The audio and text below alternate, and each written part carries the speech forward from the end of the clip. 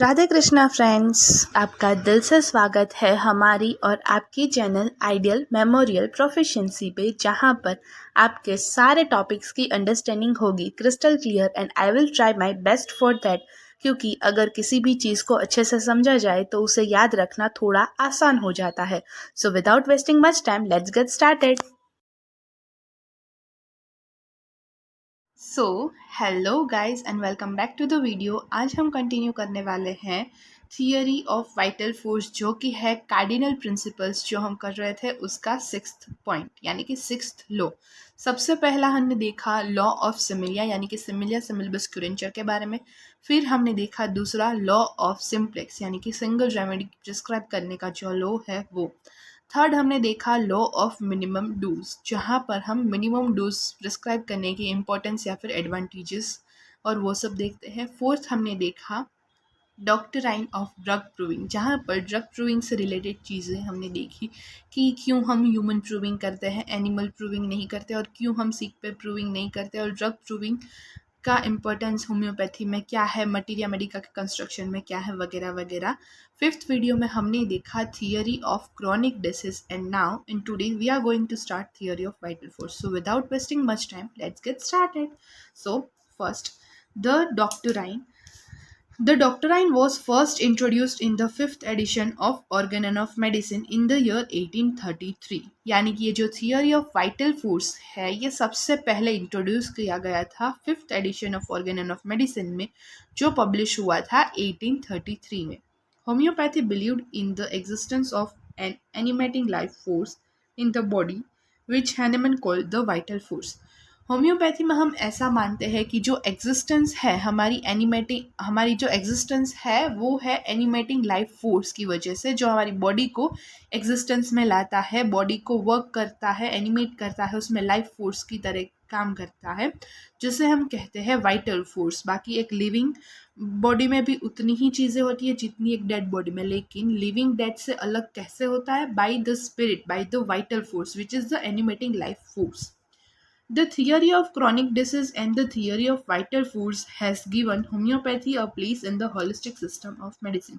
ये जो थियरी है क्रॉनिक डिसीज की, जो हमने इससे पहले पढ़ी, और ये थियरी वाइटल फोर्स की, ये दोनों ने होम्योपैथी को एक अलग ही प्लेस दी है होलिस्टिक सिस्टम ऑफ मेडिसिन में। होलिस्टिक यानी कि जो स्पिरिचुअली भी हम होली यानी कि स्पिरिचुअल भी बोल सकते हैं, लेकिन यहाँ पर होलिस्टिक का मतलब है कहा जाए तो होलिस्टिक मतलब कि practical, reason based, logical system. Okay, it in homeopathy, it is homeopathy which stresses on the existence and operation of the vital force in a living organism. यानी ये होम्योपैथी में ही हो रहा है कि जहाँ पर हम स्ट्रेस करते हैं कि एग्जिस्टेंस और ऑपरेशन ऑफ वाइटल फोर्स, यानी कि वाइटल फोर्स नाम की कोई चीज़ लिविंग ऑर्गेनिज्म में एग्जिस्ट करती है, जिससे हमारी बॉडी के सारे फंक्शन, सेंसेशंस रेगुलेटेड रहते हैं जब तक वो डिरेंज ना हो तब तक।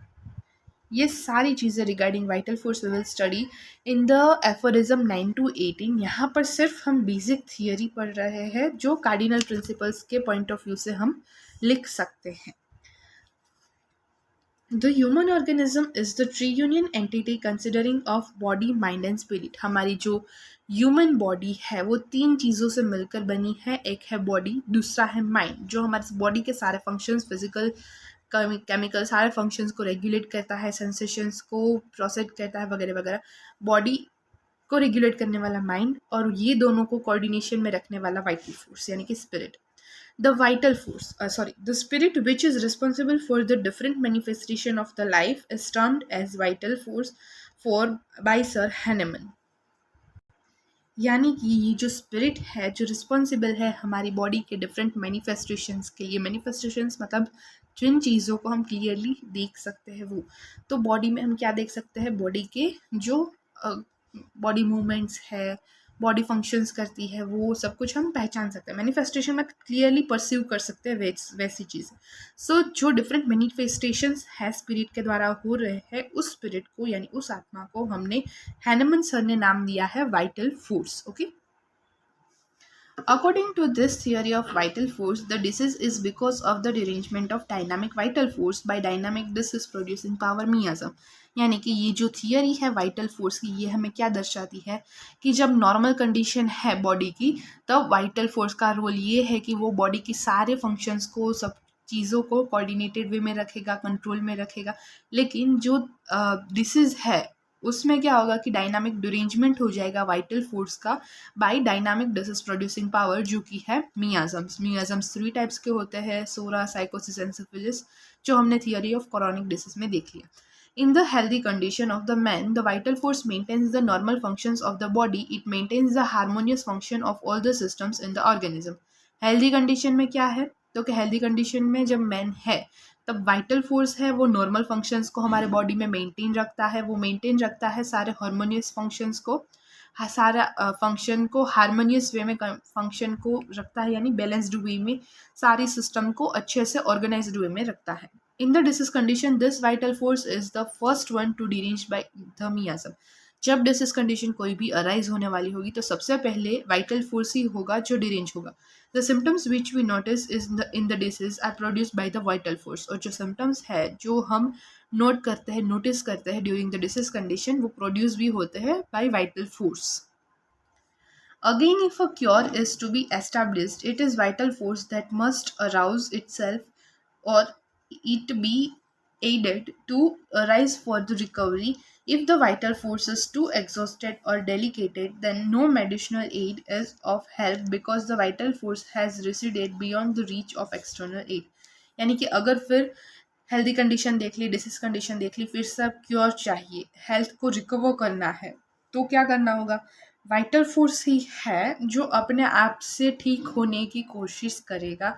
अगर वो नहीं हो पा रहा है by the vital force itself, then we should give a medicinal aid, यानी बाहर से कोई मेडिसिनल सब्सटेंस देंगे, रेमेडी देंगे, then recovery can arise, which can arise the vital force and recovery can occur. लेकिन अगर वाइटल फोर्स है वो बहुत ज़्यादा एग्जॉस्ट हो गया, डेलिकेट है, डैमेज हो गया बहुत नेक्स्ट लेवल तक, देन कोई भी मेडिसिनल एड यानी मेडिसिनल सब्सटेंस जो हम बाहर से देंगे वो हेल्प नहीं कर पाएगी वाइटल फोर्स को रिकवर करने के लिए, और वो रिकवरी रीच के बियॉन्ड हो जाएगी कुछ कंडीशंस में। सो इसीलिए बेटर है कि टाइम से पहले ही we will identify the disease, कि वो बियॉन्ड रिकवरी चला जाए, उससे पहले ही हम कुछ we will help out through medicinal add.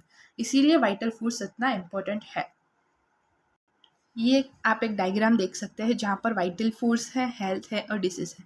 Vital force जब हेल्दी है तब वो नॉर्मल कंडीशन में होगा, लेकिन वाइटल फोर्स में जब डिसीज है तब क्या होगा कि मोर्बिफिक डायनामिक इन्फ्लुएंस है, उसने उसको डिरेंज किया है, तभी डिसीज प्रोड्यूस हुआ है। डिसीज से हेल्थ तक जाना है, डिसीज से हेल्थ तक जाना है तो हमें क्योर के लिए ट्राई करना पड़ेगा।